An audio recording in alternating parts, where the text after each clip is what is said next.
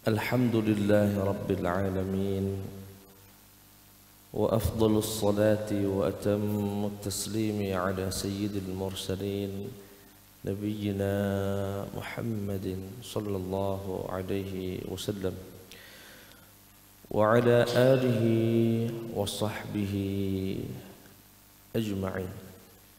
Amma ba'd. Jamaah salat subuh yang dimuliakan oleh Allah Subhanahu wa taala.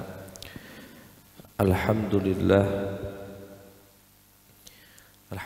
atas segala nikmat Allah Subhanahu wa taala yang mana tidak pernah sejenak pun hidup kita berlalu kecuali berlalu dengan nikmat Allah Subhanahu wa taala. Semoga kita dibimbing Allah untuk menjadi hambanya yang pandai bersyukur. Amin ya rabbal alamin. Salawat beriring salam tercurahkan kepada junjungan kita, suri tauladan kita, baginda Muhammad sallallahu alaihi wasallam, Nabi yang bersabda, likulli nabiyyin da'watun mustajabatun fata'ajjala kullu nabiyyin da'watahu. Kata Rasulullah, setiap nabi yang diutus ke bumi ini senantiasa dibekali doa yang mustajab, dan setiap nabi telah menggunakannya, terutama ketika para nabi itu merasa terdesak, terancam, doa yang mustajab itu lalu dipakai. Nabi Nuh ketika hampir 1000 tahun berdakwah, tak banyak yang mengikuti. Akhirnya beliau berdoa, ya Allah, tenggelamkan kaumku, tenggelamlah seluruh kaum Nabi Nuh, termasuk anak kandungnya Kan'an. Nabi Musa juga demikian, ketika terkepung oleh Fir'aun dan bala tentaranya, ia gunakan doa yang mustajab itu. Tenggelamlah Fir'aun dan bala tentaranya. Kecuali Rasulullah sallallahu alaihi wasallam, beliau tidak menggunakan doa yang mustajab itu. Lalu diapakan doa itu? Wa inni ikhtabat, aku simpan. Biarlah ada cobaan, tantangan, ancaman, tak aku gunakan doa itu. Aku akan hadapi dan aku akan siap untuk merasakan segala ujian itu. Untuk apa ya Rasulullah engkau simpan doa yang mustajab itu? Syafa'atan li ummati yaumal qiyamah, agar aku diizinkan Allah untuk memberikan syafaatku kelak di hari kiamat. Di hari tidak ada nabi yang diizinkan Allah kecuali aku, karena aku tidak gunakan doa yang mustajab itu. Lalu siapa dari umatmu yang akan mendapatkan syafaat itu ya Rasulullah? Beliau menjawab, fahiyana ilatun, insyaallah seluruh umatku akan dapat. Seluruh umat Nabi Muhammad akan mendapatkan syafaat dengan satu ketentuan, man mata minhum la yusyriku billahi syai'a, meninggal dalam keadaan tidak menyekutukan Allah dengan sesuatu apapun. Insyaallah meninggal dalam keadaan Islam itu adalah syarat untuk mendapatkan syafaat dari baginda Muhammad sallallahu alaihi wasallam. Dan di hari Jumat ini kita sampaikan salawat kita perbanyak sallallahu alaihi wasallam kepada Rasulullah sallallahu alaihi wasallam, karena beliau yang bersabda, inna min khairi ayyamikum yaumal jumu'ati fa aktsirus salata alayya fa inna salatakum ma'rudah. Duhai umatku, hari yang terbaik yang kalian miliki adalah hari Jumat, punggawanya hari, sayyidul ayyam. Maka banyaklah salawat, perbanyaklah salawat kepadaku di hari ini. Sungguh salawat kalian diperlihatkan Allah di hadapanku. Para sahabat kemudian bertanya, ya Rasulullah, kaifa tu'radu salatuna 'alaika wa qad arimt? Bagaimana salawat kami bisa diperlihatkan di hadapanmu sedangkan engkau telah luluh menjadi tanah di liang kubur? Rasulullah kemudian menjawab, innallaha qad harrama 'alal ardi an ta'kula ajsadal anbiya. Sesungguhnya Allah telah mengharamkan kepada bumi ini untuk memakan jasad-jasad para nabi.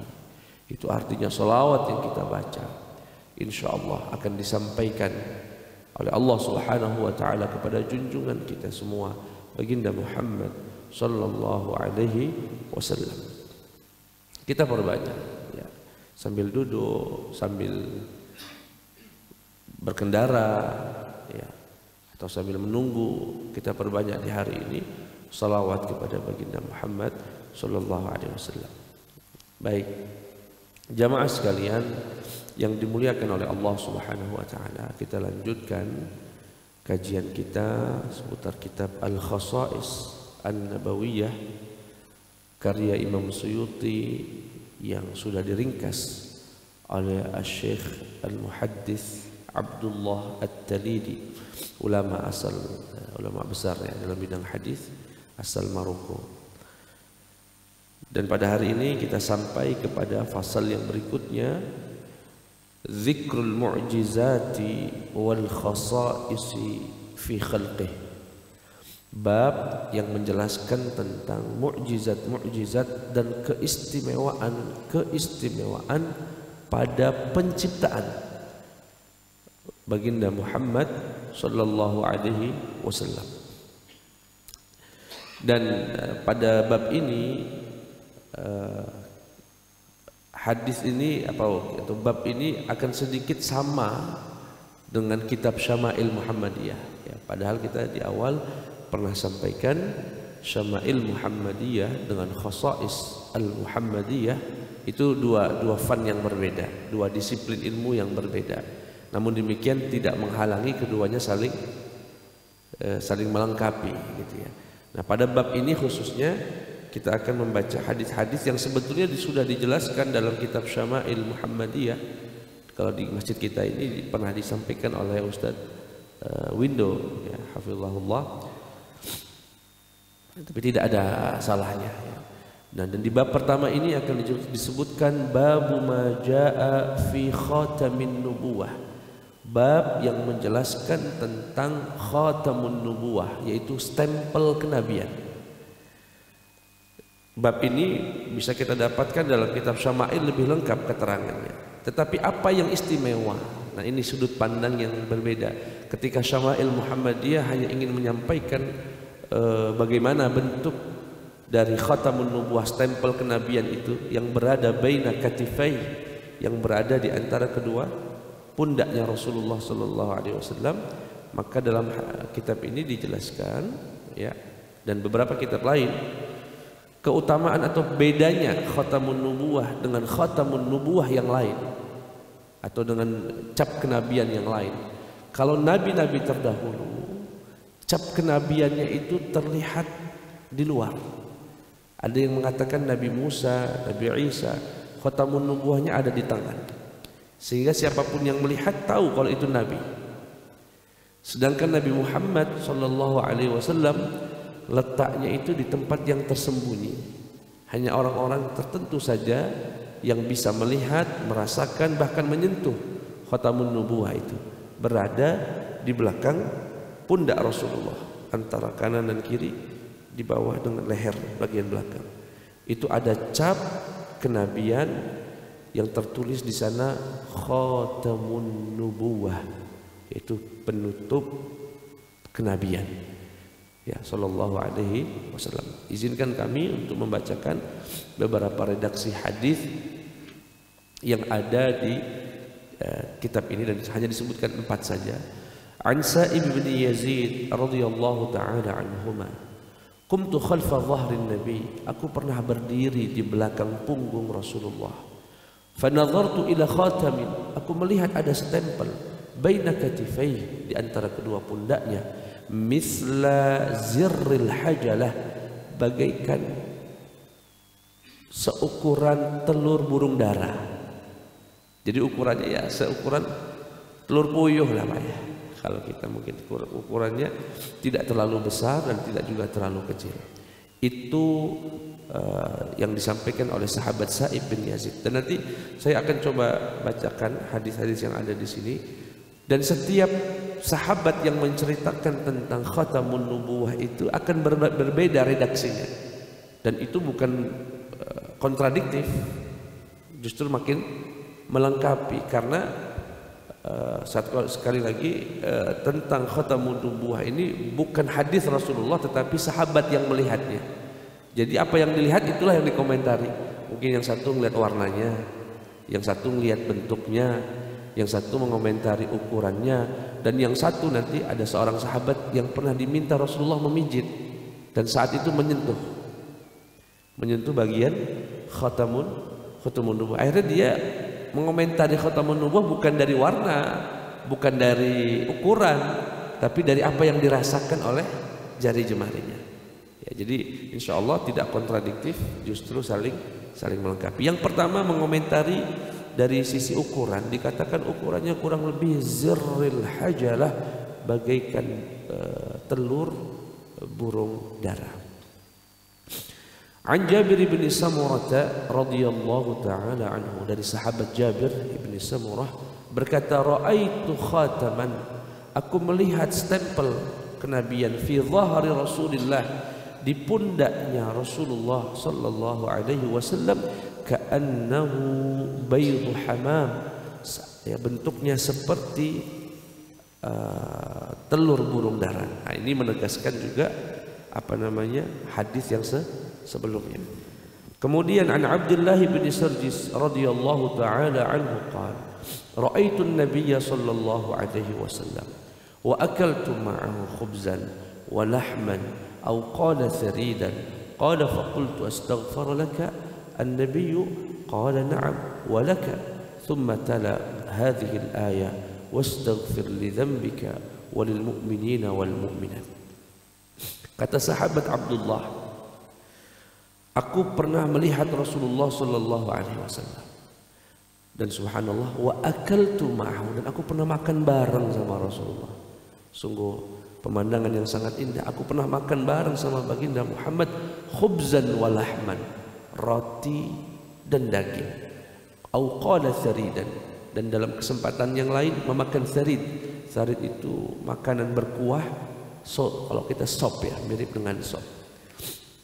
Qala faqult, kemudian aku bertanya, ya, apakah Rasulullah beristighfar untukmu? Apakah Rasulullah mendoakanmu untuk diampunkan dosanya? Qala na'am, iya, alhamdulillah Rasulullah mendoakanku, walaka, juga mendoakan kamu. Kemudian dia membaca ayat Al-Quran, wastaghfir li dzambika walil mu'minina wal mu'minat, membaca firman Allah, wahai Muhammad, istighfarlah kamu untukmu dan untuk kaum muslim, kaum mukminin dan mukmin. Artinya kita ini termasuk orang-orang yang pernah didoakan oleh baginda Muhammad sallallahu alaihi wasallam. Qala thumma durtu khalfah فنظرت إلى خاتم النبوة بين كتفيه عند ناغض كتفه اليسرى جمعا عليه خيلان كأمثال الثآلل.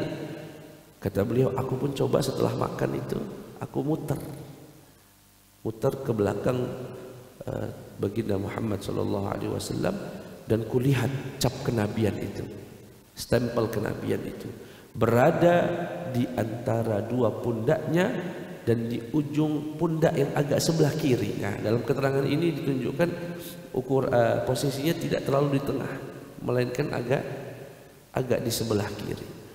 Nah, ini keterangan lain dari sahabat. Kemudian dari Abi Zaid, riwayat terakhir dalam kitab ini, dari sahabat Abi Zaid radhiyallahu taala anhu, qala li Rasulullah, suatu ketika Abi Zaid ini dipanggil oleh Nabi Muhammad sallallahu alaihi wasallam, udnu famsah dhahri, wahai Abi Zaid, dekatlah kamu ke saya, tolong usapkan pundak saya. Nah, ini yang kami maksud, Rasulullah minta diusap, minta semacam dipijit. Fadanautu wa masahtu dhahrah, aku pun datang kepada Rasulullah, kemudian kuusap bagian pundak Rasulullah.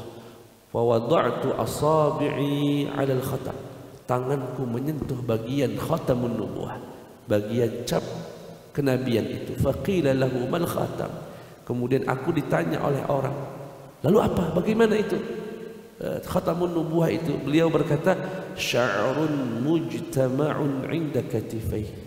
Kata beliau, rambut-rambut yang berkumpul di pundak Rasulullah. Artinya berbulu. Artinya khatamun nubuwahnya Nabi Muhammad itu berbulu, berambut. Ya, nah, ini kita mendapatkan keterangan lebih lanjut. Kalau dalam kitab Syama'il Muhammadiyah lebih jelas lagi, ada yang mengatakan warnanya kemerah-merahan. Kalau di Indonesia ini ada sebagian bayi lahir membawa tanda kelahiran. Bahasa Jawanya toh, nggak tahu kalau orang Palembang nyebutnya apa. Ya, tanda mirip semacam itu. Ya, dan itu timbul di bagian pundak baginda Muhammad sallallahu alaihi wasallam. Itulah hadis-hadis yang disebutkan oleh Imam Suyuti dalam kitab ini berkaitan dengan khatamun nubuwah. Masuk dalam bab berikutnya. Bab yang berikutnya ini juga masih terkait hal-hal yang juga disebutkan dalam kitab Syama'il Muhammadiyah, yaitu babu jami'un fi sifati khalqih sallallahu alaihi wasallam. Bab yang mengumpulkan tentang sifat penciptaannya Nabi Muhammad, bentuknya Nabi Muhammad sallallahu alaihi wasallam. Dan izinkan saya untuk membaca dari kitab Syama'il, tapi bukan Syama'ilnya karya Imam Tirmidzi, tapi karya Imam Yusuf, Syekh Yusuf Ibn Ismail An-Nabhani. Ya. Ini untuk melengkapi saja. Beliau menukil dari Imam Qustalani, "I'lam, ketahuilah, anna min tamamil iman, di antara tanda kesempurnaan iman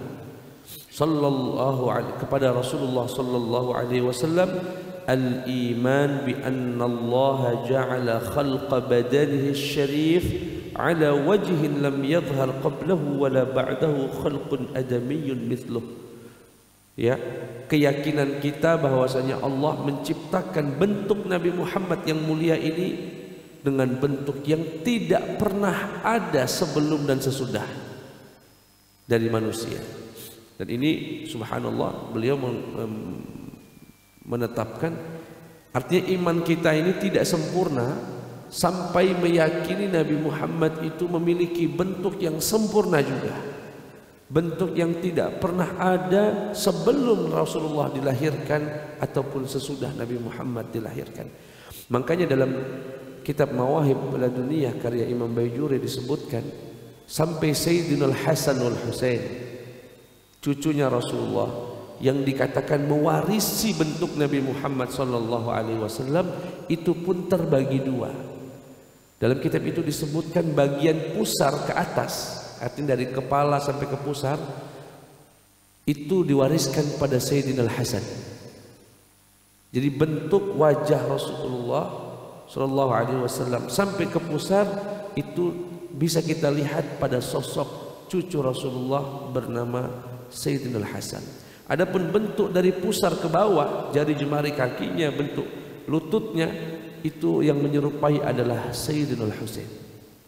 Artinya dua cucu Rasulullah saja tidak diizinkan Allah untuk menyerupai Rasulullah seutuhnya, dibagi dua, mengingat sebagian dari kesempurnaan iman, kata Syekh Yusuf bin Ismail An-Nabhani, adalah ja'ala anna Allah ja'ala khalqa badanih, menciptakan Rasulullah itu ala wajhin, dengan bentuk lam yadhhar, belum pernah ada, belum pernah dilahirkan di bumi ini, qablahu wala ba'dahu, ya, tidak sebelumnya ataupun sesudahnya, dan bahkan dijadikan bagian dari kesempurnaan iman.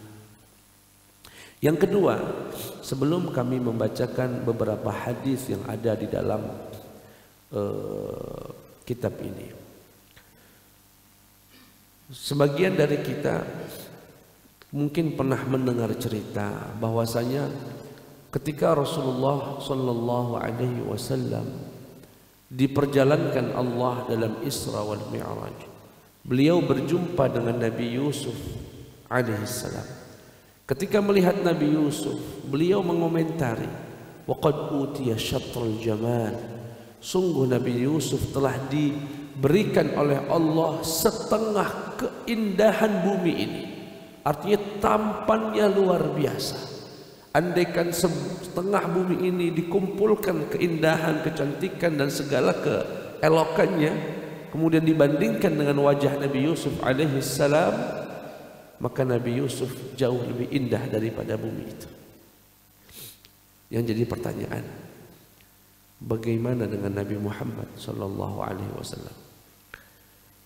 Nabi yang dikatakan tidak ada sesuatu keistimewaan yang Allah berikan kepada nabi-nabi sebelum kami, kecuali Allah juga berikan itu kepadaku. Artinya Rasulullah pun mendapatkan keindahan itu. Bahkan Nabi Muhammad sallallahu alaihi wasallam lebih indah daripada Nabi Yusuf alaihi salam. Guru kami Profesor Dr. Jamal Faruq, beliau mengatakan bedanya ketampanan Nabi Muhammad sallallahu alaihi wasallam dengan ketampanan Nabi Yusuf alaihi salam, bahwasanya ketampanan Rasulullah itu tidak membuat wanita bersyahwat padanya, bersyahwat untuk berbuat jahat. Maksudnya orang kalau melihat Nabi Muhammad itu ganteng banget ya, tampan sekali, kemudian wanita itu terdorong pengen dengan Rasulullah. Enggak ada. Berbeda dengan Nabi Yusuf, kita tahu kisahnya. Ketampanannya membuat wanita pengen hampir melakukan tipu daya dan auzubillah berzina dengan Nabi Yusuf kalau bukan Nabi Yusuf dilindungi oleh Allah Subhanahu wa taala. Nah, ini salah satu perbedaan, bahwasanya Nabi Muhammad memiliki ketampanan yang ketampanannya itu, keindahannya itu tak membuat orang-orang yang berhati buruk itu berniat jahat kepada Rasulullah sallallahu alaihi wasallam. Dan itu kelebihan yang ada pada diri Rasulullah sallallahu alaihi wasallam. Makanya apa disebutkan oleh Sayyid Muhammad Alwi Al-Maliki dalam kitabnya Al-Insan Al-Kamil. Apa yang membuat kemudian orang-orang itu tak berencana jahat dengan Rasulullah, nafsu dengan Nabi Muhammad misalnya, naudzubillah. Karena Rasulullah disempurnakan oleh Allah dengan haibah, dengan kewibawaan yang luar biasa, sampai orang itu begitu melihat Rasulullah itu terperangat dan tak sempat terbesit pikiran apa-apa. Makanya nanti mungkin Ustadz Windo pernah menyampaikannya dalam kajian Syama'il, hampir perawi-perawi yang menceritakan bentuk tubuhnya Rasulullah adalah anak-anak kecil. Sahabat Anas, sahabat Jabir.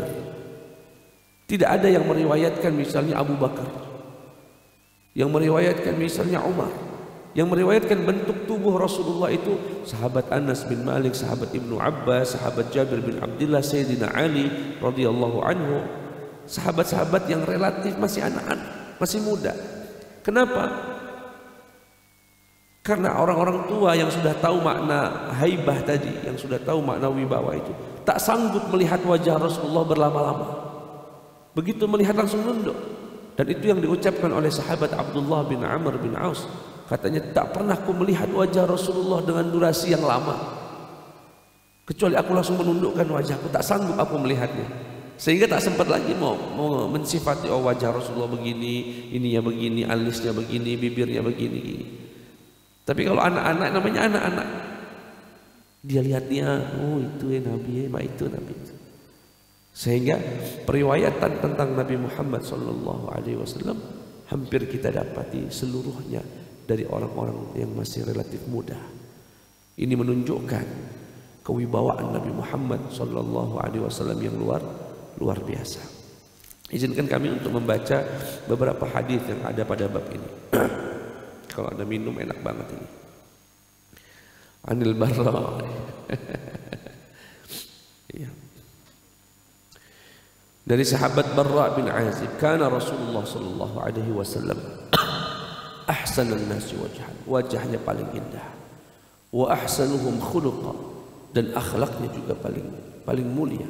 laisa bil tawilid dhahib walal bil qasir, tidak terlalu tinggi, tidak juga terlalu pendek. Ya. Di sini ungkapannya sangat pendek sekali. Dikatakan Nabi Muhammad sallallahu alaihi wasallam itu wajahnya paling indah. Begitu juga dengan akhlaknya. Menarik. Kenapa beliau menyebutkan akhlak padahal ini dalam konteks menjelaskan pola bentuk tubuh, tidak dalam konteks menjelaskan karakter akhlaknya. Karena apa? Seganteng apapun manusia, setampan dan secantik apapun dia, kalau akhlaknya buruk, mak lampir lebih enak dilihat. Betul Pak ya? Makanya kalau saya sering didatangi beberapa jamaah yang mau nikah atau dia sedang mencari jodoh, biasanya anak-anak muda ini standar itu masih cantik gitu loh. Standar utama. Oh Ustaz, kurang Ustaz ini Ustaz cantik tak? Lebih kepada bentuk tubuh. Kita yang sudah menjalani Pak, yang sudah punya istri, dan saya ya mungkin karena saya dianggap Ustadz, banyak orang curhat kepada saya menceritakan tentang ya sebagian keluarganya begini, termasuk menceritakan tentang istrinya yang naudzubillah istrinya setiap kali dipanggil atau sekali dinasihati ngejawab, ngebentak, kabur, dikit-dikit malah lari ke orang tua ngadu, yang pada akhirnya kata si laki-laki itu, demi Allah Ustadz mak lampir lebih senang saya daripada istri saya. Artinya apa? Secantik apapun itu kalau akhlaknya nol, ya nol dia di mata manusia, bahkan lebih rendah dari itu. Sehingga sahabat ini ketika mensifati Rasulullah dulu atau kana Rasulullah itu indah sekali wajahnya dan paling indah akhlaknya, tidak terlalu tinggi dan tidak terlalu pendek.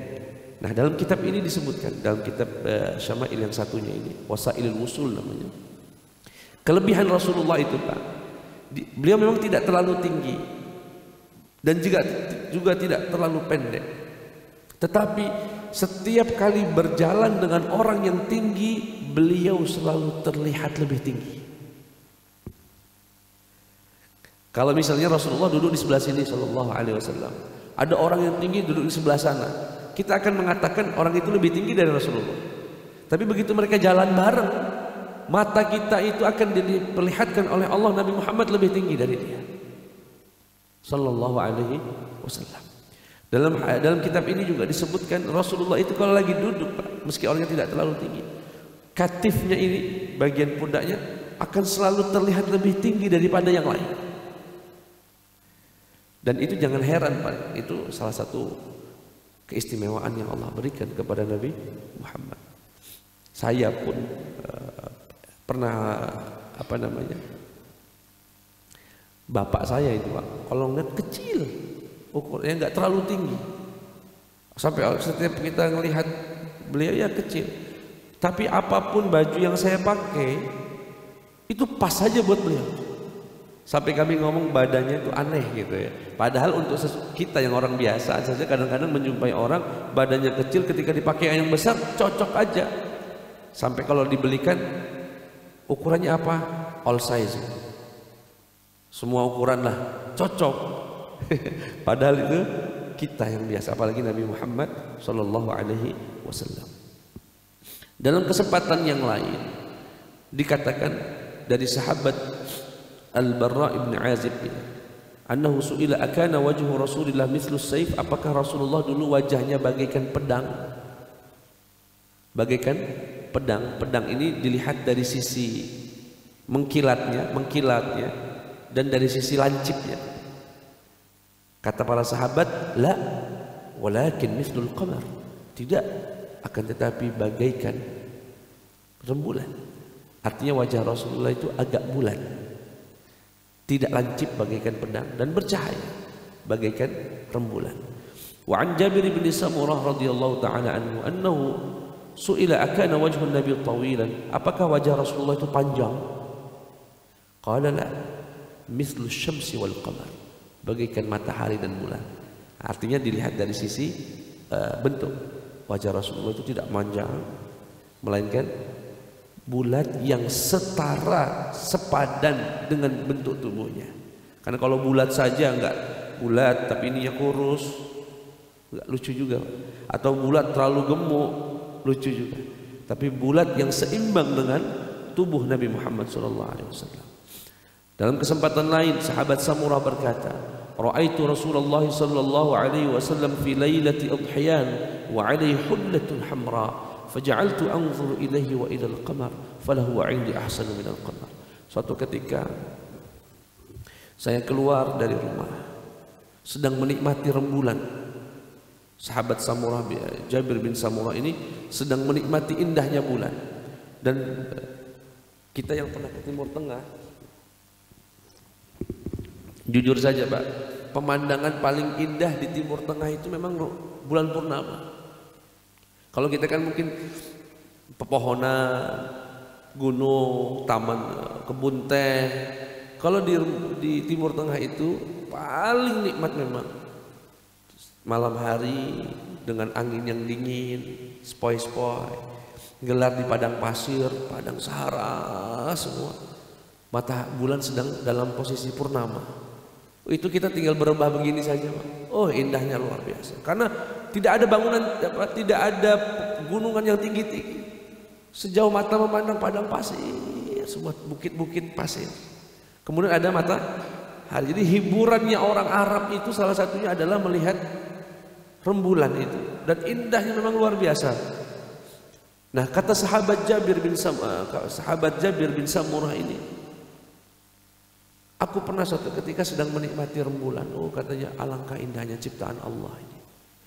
Ketika menikmati itu, keluar Rasulullah dari rumah berpakaian yang ada titik-titik merahnya, ada warna merah-merahnya. Ketika itu aku pun langsung melihat ke wajah Rasulullah. Kulihat lagi bulan, kulihat lagi wajah Rasulullah, kulihat lagi bulan. Kukatakan demi Allah, wajah Rasulullah jauh lebih indah daripada bulan itu. Sallallahu alaihi wasallam. Kana falahu indi, dan sungguh Nabi Muhammad bagiku lebih indah daripada bulan saat purnama.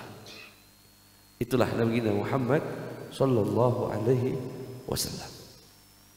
Dalam riwayat yang lain dikatakan, kana Rasulullah idza istura istanara wajhuhu ka'annahu qit'atu qamarin wa kunna na'rifu dzalika min. Rasulullah itu kalau lagi bahagia wajahnya sumringah, dan kalau lagi sumringah sedang bahagia itu wajahnya bagaikan potongan dari rembulan. Indahnya luar biasa. Kemudian begini Pak, saya akan coba sedikit jelaskan. Ini dari sisi kebahasaan Pak ya. Dari sisi bahasa, biasanya kalau kita menyamakan sesuatu dengan sesuatu, menyamakan A dengan yang B, biasanya B itu lebih bagus daripada si A. Itu kaidahnya. Misalnya ada sesuatu yang manis, kita rasakan manisnya. Kemudian saking manisnya kita katakan, kayak gula ya. Berarti ini disamakan dengan gula. Nah, kenapa kita samakan dengan gula? Karena gula biasanya lebih daripada yang dia sedang rasakan itu. Dan itu kaidah secara bahasa. Bahwasanya ketika kita mau menyerupakan sesuatu dengan sesuatu yang diserupakan itu, yang jadi contoh itu biasanya lebih baik, lebih bagus. Oh, akhlak dia kayak Rasulullah ya. Itu karena sama ingin menyamakan dengan Rasulullah, tetapi faktanya Rasulullah pasti lebih dalam atau lebih bagus akhlaknya. Begitu dalam kaidah bahasa Arab.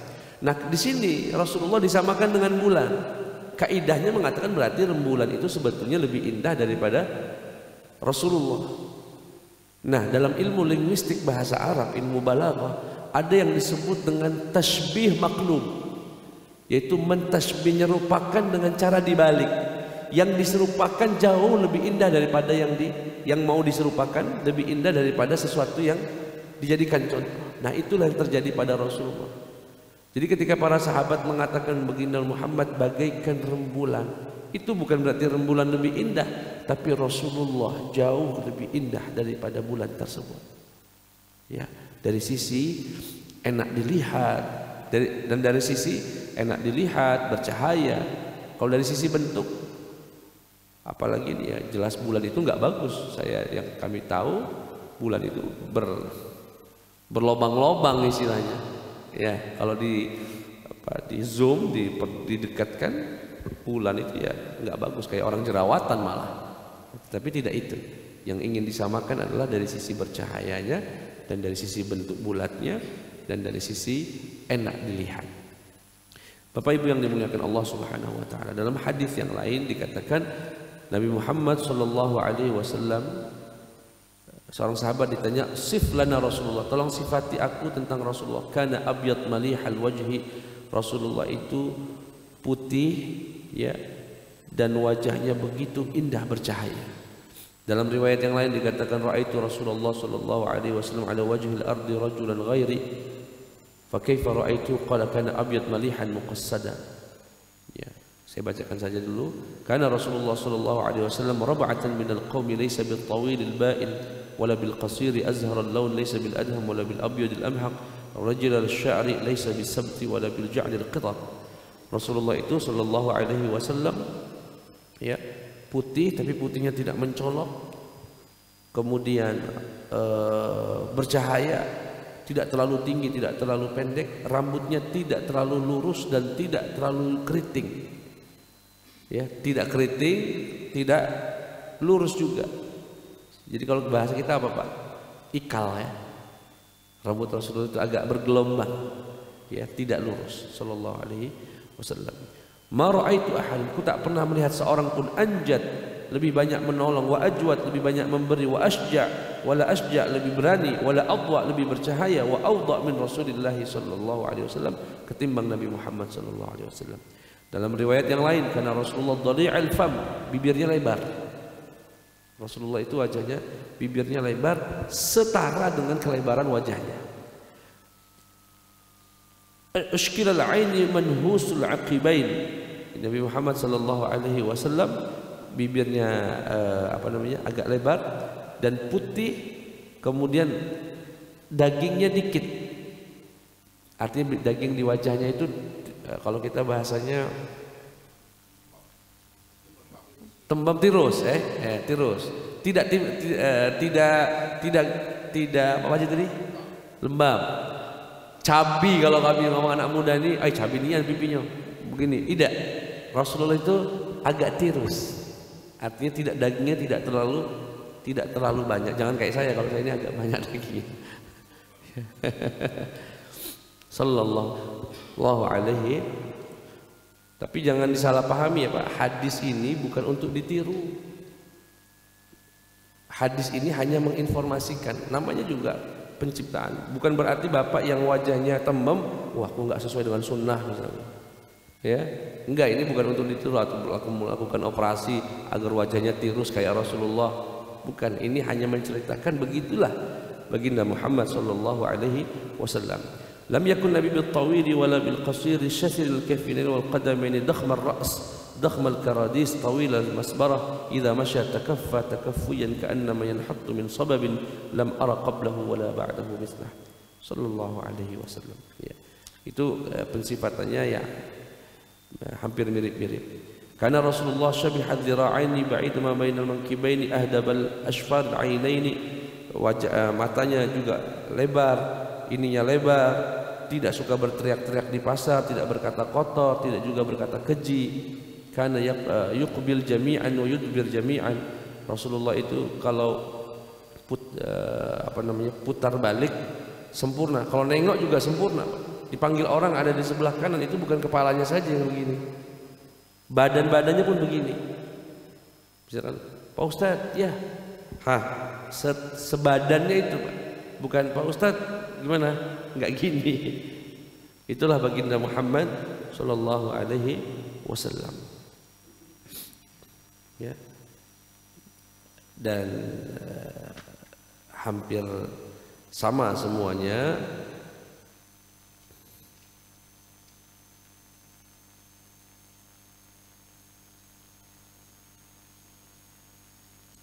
Nah, kemudian di hadis terakhir ini Rasulullah pernah menjenguk seorang sahabat, Sa'ad bin Abi Waqqas, ya, yang sedang sakit. Kemudian ketika datang itu sahabat ini berkata, "Ya Rasulullah sallallahu alaihi wasallam, aku ini punya hartanya banyak." Kata sahabat, "Sedangkan aku tidak punya anak kecuali satu perempuan saja. Apakah boleh aku wakafkan atau aku wasiatkan semua hartaku ini atau 2/3 dari hartaku ini, dan untuk anakku 1/3 saja, 2/3 aku sedekahkan?" Kata Rasulullah, Jangan lakukan itu. Kalau setengah gimana ya Rasul? Bagi 2, setengah buat anak saya, setengah mau saya wasiatkan. Jangan, kata Rasulullah. Kalau bagaimana dengan 1/3 ya Rasulullah? Baik, 1/3. Wasulusu kasir, itu pun sebetulnya sudah kebanyakan. Sudah kebanyakan. Dalam riwayat lain dikatakan, antadzara warasatakal aghniya khairun min antadzarahum yatakaffafuna aydiyan nas. Meninggalkan anak keturunanmu dengan keadaan yang kaya, yang cukup, itu lebih baik daripada meninggalkan mereka dalam kondisi meminta-minta. Nah, inilah hadis yang dipakai untuk pensyariatan wasiat.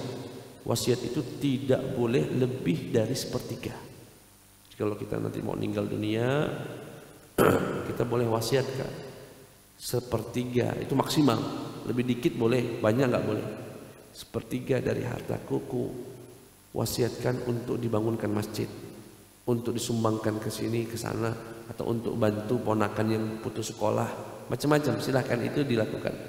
Ya, 1/3. Kemudian setelah itu Rasulullah wada'a yadahu ala jabhatih, meletakkan tangannya di jidatnya sahabat Sa'ad bin Abi Waqqas.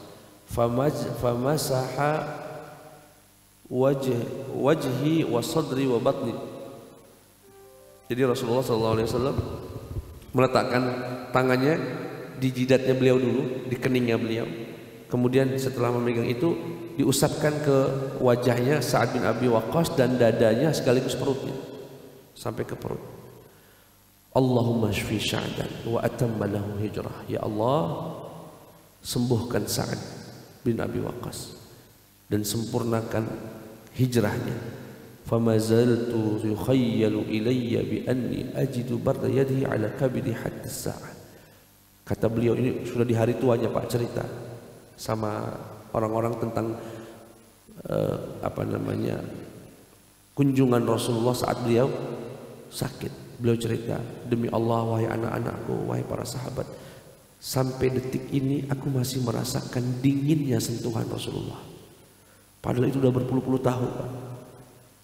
Diusapkan oleh Rasulullah begini kurang lebih, dipegang keningnya Rasulullah, kemudian dipegang semua mukanya, kemudian ke dadanya sampai ke perut, sembari didoakan, ya Allah sembuhkan Sa'ad, semoga dia bisa sampai hijrah ke Madinah Al-Munawwarah. Kata Sa'ad, demi Allah sampai hari ini aku terngiang-ngiang betul rasa dingin itu pada diriku. Dinginnya sentuhan baginda Muhammad sallallahu alaihi wasallam. Bapak Ibu yang dimuliakan Allah, sampai di sini mungkin ada yang mau ditanyakan, dipersilakan. Syuruknya jam berapa? Sudah ya. Mungkin ada yang mau tanyakan. Ini beberapa pertemuan ke depan kita masih membahas bab-bab yang serupa dengan yang ada di Syama'il, ya, walaupun lebih sedikit sebetulnya. Nanti insya Allah baru masuk ke yang khasais. Kalau saya boleh simpulkan dari pertanyaannya, bagaimana agar kita istiqomah dalam menjalankan sunnahnya Nabi Muhammad SAW, begitu Pak ya?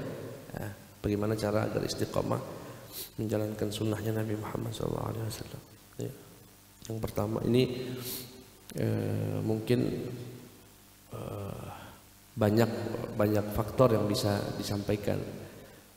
Cuma saya ingin sampaikan, contohlah Rasulullah secara batinnya, maka sunnah yang zahir akan mudah dilakukan.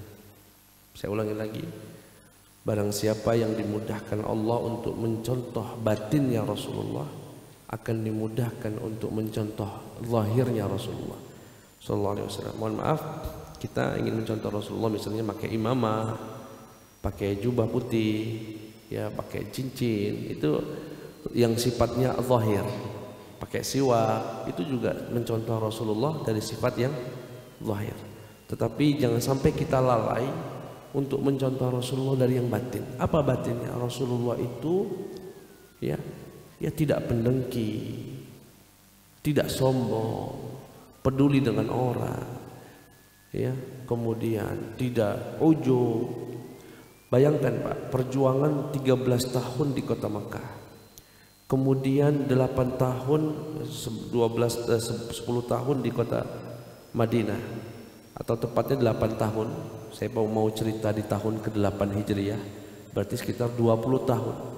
Kemudian beliau berangkat membebaskan kota Mekah di tahun ke-8 yang disebut dengan Fathu Makkah.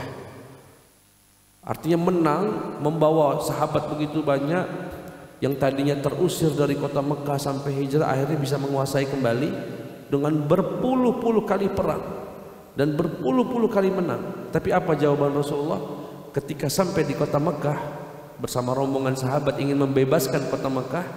Ya, beliau tertunduk begini, inna fatahna laka fatham mubin. Enggak berani nengok, tidak berani menangkah, tidak begini, tidak membuka kota Mekah itu dengan badan yang begini, tapi begini. Kemudian apa yang dikatakan oleh Rasulullah SAW? Beliau katakan, sadaqa wa'dah wa nasara 'abdah wa a'azza jundahu wa hazamal ahzaba wahdah. Itu yang diucapkan Rasulullah saat Fathu Mekah. Apa makna itu, Pak? Ya Allah, semua ini bukan karena aku. Semua ini engkaulah yang menunaikan janjinya, engkaulah yang mengalahkan musuhnya, engkaulah. Semuanya dinisbatkan kepada Allah Subhanahu wa taala. Tidak ada alhamdulillah akhirnya perjuanganku bisa. Oh, rupanya strategiku selama ini berhasil. Enggak ada. Apa artinya? Rasulullah SAW sangat-sangat rendah hati dan tidak ada ujub sama sekali dalam dirinya. Nah, kita yang mau mencontoh Nabi Muhammad, contohlah batinnya ini, itu menjadi sosok yang penyayang, jadi sosok yang tidak sombong, tidak dendam. Nanti insya Allah akan dimudahkan untuk mencontoh. Karena di sekarang ini Pak, mohon maaf, ada orang yang menghidupkan sunnah Nabi Muhammad secara zahir, tetapi dia merasa yang paling sunnah, dia yang merasa paling ahli surga. Kemudian melihat temannya yang belum menggunakan misalkan hal-hal yang bersifat sunnah, dianggap masuk neraka. Ada nggak Pak? Ada ini. Bukan begitu kalau mau mencontoh Rasulullah. Contoh batinnya insya Allah akan dipermudah untuk mencontoh lahiriahnya. Dan dengan demikian insya Allah istiqomah. Kalau orang yang mohon maaf mendadak hijrah misalnya, langsung dia bergaya-gaya Rasulullah misalkan, mencontoh Rasulullah secara lahirnya, tetapi batinnya tidak pernah dirawat,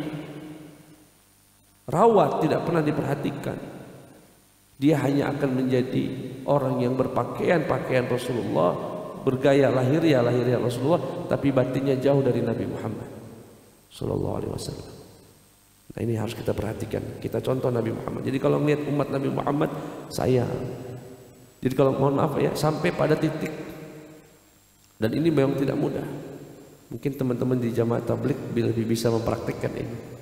Melihat anak-anak pang, kalau lahiriahnya benci ngelihat anak itu Pak, jengkel kita ngelihat anak-anak pang yang nggak bener itu. Tetapi kalau kita meniru, mencontoh hati Rasulullah, lihat begitu tuh bukan jengkel Pak, sedih dan semangat untuk mengajak dia dakwah kembali. Ketika ngelihat begini, hati Rasulullah itu pasti, saya pun yakin betul kalau Nabi Muhammad hidup di hari ini, kemudian melihat anak-anak yang terlantar, yang tidak jelas arah hidupnya, menggunakan tato yang banyak macam-macam, Rasulullah akan memeluk mereka, memegang mereka, menarik mereka untuk kembali. Nah, ada di antara kita ini yang sudah berpakaiannya Islam, bahkan mungkin sudah sholat 5 waktu, melihat anak-anak pang itu jijik,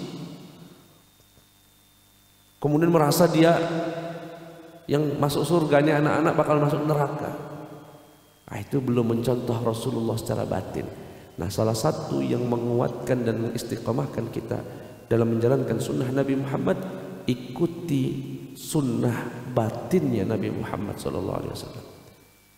Insya Allah akan dimudahkan untuk mengamalkan sunnah yang bersifat zahir. Wallahu a'lam. Cukup ya. Ya. Itu saja yang bisa kami sampaikan, kurang lebih saya mohon maaf. Kepada Allah mohon ampun. Semoga kita diizinkan Allah untuk bisa melihat Rasulullah sallallahu alaihi wasallam dalam mimpi kita ataupun nanti di akhirat. Amin ya rabbal alamin. Wa sallallahu ala sayyidina Muhammadin wa ala alihi washabbihi wasallam. Subhanakallahumma wa bihamdika asyhadu an la ilaha illa anta astaghfiruka wa atubu ilaik. Assalamualaikum warahmatullahi wabarakatuh.